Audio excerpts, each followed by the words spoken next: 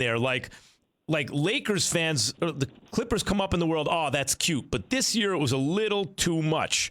But I don't think LeBron's been let off the hook not having to face Kawhi. I think Denver is the more dangerous team. That's why they won the series. Even in Game 7, when the Clippers were up 10 points, I was thinking, and I think, I forgot who was on the broadcast, Mark Jackson, I think, made the joke, the Nuggets have them right where they want them. But I was actually feeling that, like, ooh, this doesn't feel good for the Clippers, even up 10.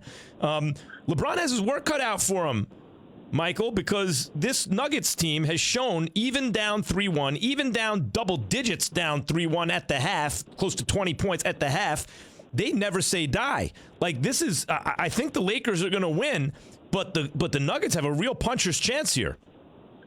Before I talk about the Nuggets, I'll give the Clippers their respect. They lost this year, they failed this year, but don't write them off. They'll be back, they'll run it back next year, and they'll be a threat again because they still have Kawhi and Paul George in their prime, and they'll get better, and they'll learn from this. But Denver, you're right, Denver's battle-tested. But here's the difference, though, with Denver's facing now into this series. Jokic has to face a three-headed monster at center. Dwight, JaVale, and Anthony Davis. That's three guys who can really be up, who are championship-caliber players. And, of course, JaVale's got 2 rings under his belt. He's been there, done that in big situations. His length is going to bother Jokic, and so will Dwight Howard's strength. And then AD guards Jokic better than any other player in the league. Yep, it's a bad matchup. Jamal Murray's concerned, the Lakers have already had 2 series to practice and how to control a scorer like him and Damian Lillard and James Harden, how they did a good job against those guys. So they'll go on with that same mindset, that same strategy to slow down Jamal Murray. I think that's excellent analysis. And when you look at the Lakers, the fact that people like me were taking the Clippers and the odds makers like the Clippers a lot, and smart people in the business seem to like Clippers a lot, basketball people. But the bottom line was, wire to wire, basically, the Lakers had the best record in the West. And once the playoffs came around, they got even better. So, and then I think that's excellent analysis. They've had practice against a kind of transcendent scorer like a Jamal Murray in Damian Lillard and James Harden. And matchup-wise, at the 5, Jokic is a great player and he can control the game with his passing. But you almost couldn't, like, you have AD to put on him, and then you also have Dwight Howard and JaVale McGee. The matchup favors the Lakers. I think they should win this in, let's say, 6 games. But the Nuggets, even when you're up 3-1, even when you have almost a 20-point lead at the half, you cannot count these guys out. This should be a fun series. The great Mychal Thompson, ladies and gentlemen. Chris is just ruthless. He just cuts our guests off. Be polite, Chris. No, we got to do the wedge on you, man, or you'll go till 30 minutes after. We understand. Probably true. It's probably expired. The Max Kellerman Show is presented by Progressive Insurance. Quoting home insurance just got easier with Progressive's Home Quote Explorer. Quote and buy all online at progressive.com. Raj, that was a clever way to try to cover that all with the mouse, but I've inferred what was there. Extrapolated. What's the word? There was some beef in the Celtics locker room, but you know about that. I'm going to take your calls on the NFL and NBA. I'm going to take calls coming up. There's no better place to get in on all the gridiron action than with DraftKings. Mychal Thompson joins us on the Shell Pennzoil Performance Line for a segment we call Father Knows Best. Hey, Michael, or Raj, I need to talk to you.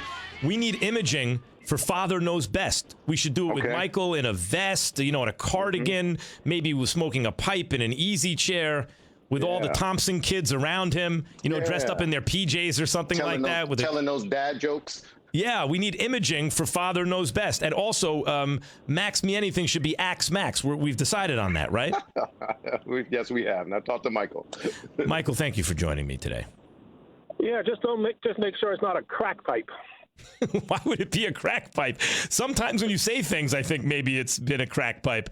But in fact, a lot of times you'll say something that I think is crazy, and it turns out there was some wisdom there. Look at that. Well, that's because I'm a little bit older than you, Max. I've been through more life experience than you. I've seen more throughout sports history than you've seen, probably twice as much. Lived through it, yeah. You need to start listening to me, young man. Yeah, well, I do listen to you a bunch, as a matter of fact. I do. When we've done radio together, I've come away enlightened about some issues.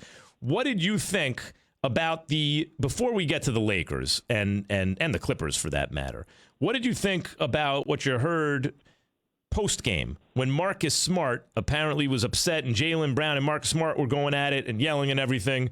Apparently it was about, from one point of view, Marcus Smart's shot selection, but from Marcus Smart's point of view, it was about intensity. What is your feeling about that and about how this affects the Celtics going forward? I think it's good that those guys had that kind of emotional outburst. It's good to let that out instead of keeping it in. This has happened before in the past, and teams in the playoffs who are, down and frustrated. Just that now, Max, you've got reporter station right outside the door with 24/7 coverage, Instagram, social platforms. You can get to the story right away. This has happened before. It's no big deal. If you're a player, you understand that you're going to have flare-ups. It's like being in a family. And just like I'm sure when you and Stephen A. have your pre-show meetings, you guys have those same type of outbursts. So there's nothing new. I mean, it's no big deal. As usual, you in the media are overreacting about it. You're in the media. What are you talking about, me in the media? You're just as much in the media as I am. Yeah, that's true, but at least I'm the one with common sense, and I don't panic like you and Stephen A. do. Who's panicking? Listen, I get paid to panic. What are you talking about? First of all, and by the way, because we all get paid to panic, the athletes get paid more money because people are interested in all the drama. Mychal, yeah, I think the drama's good. I think it actually is a big deal because I think it might help the Celtics. I think that there are some players who think they want it, and then they get around someone who's kind of next level competitive. Like I look at Jimmy Butler. There are guys who are more talented than Jimmy Butler, but he's better than most of them because he's extra competitive. And I get the same sense from Marcus Smart. Maybe that's what these other guys need.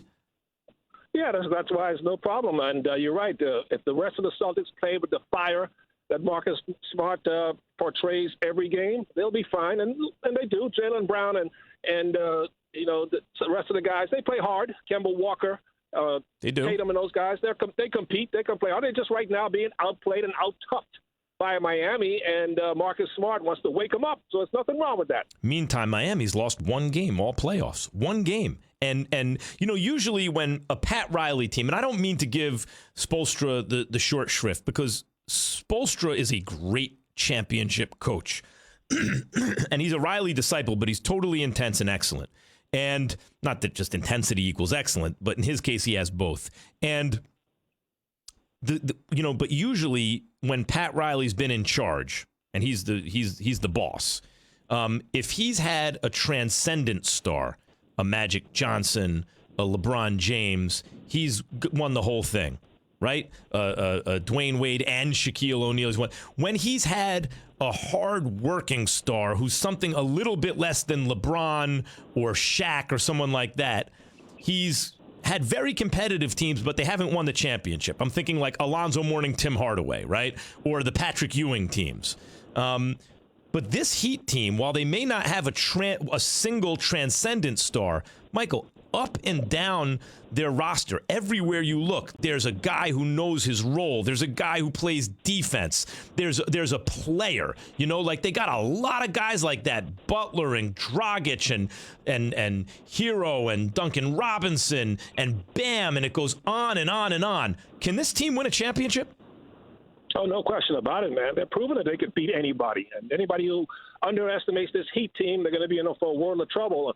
And when the Lakers get to the finals and they see the Heat, believe me, LeBron ain't going to let his Lakers underestimate these teams too, because if you're in the finals, you deserve to be there and you're qualified, and that means you can also win the finals too. So when the Heat get there, if they hold on to this lead and beat the Celtics, when the Lakers get there, they're not going to underestimate Jimmy Butler and that competitive group. Well, I hope, Mychal, you finally learned your lesson. I tried to convince you that LeBron James was the best player in basketball. You insisted it was Kawhi Leonard, but I think that time has told, and Kawhi choked in the fourth quarter. It's got to be LeBron. Do you finally see what I've been talking about? All season long, you were driving me crazy with this concept that Kawhi and Paul George was the best duo in basketball. I'm going, what the heck is wrong with Max? Was he even his eyes checked? Obviously the best duo in basketball in the last, say maybe 15 years. Okay, last couple of years is AD and KD, since Steph and KD. So when you have and by the way, you have the two best players in basketball on the same team, you are supposed to win.